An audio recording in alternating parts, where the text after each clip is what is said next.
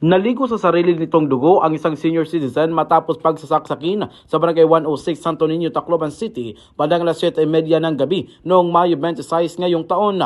Kinilala ang biktima na si alias Mario, 72 years old at isang magsasaka, habang isang suspect naman ay kinilalang si alias Caloya, 35 years old, isang construction worker at kinikilalang pamangkin ng biktima. Ayon sa investigasyon, nagkaroon ng mainit na pagtatalo ang dalawa na nauwi sa pananaksak ng suspect sa biktima gamit ang isang itak. Nadala pa ang biktima sa IVMC, ngunit idineklara itong dead on arrival. Ang superpower sa Mighty C, lakas tensya, matalinaw, Mighty C.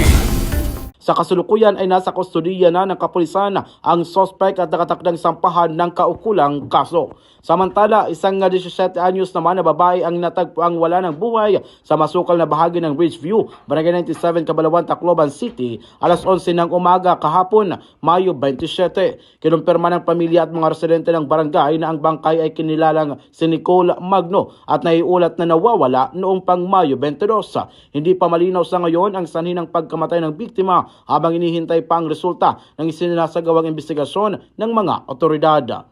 Para sa DTX Morning Newscast, ito si KK5 Jaime Gavador para sa Kampiyon na Balita, Serbisyo Publiko at Kasiyahan sa lungsod ng Tacloban na sa buong silangang Visayas. K5 News FM.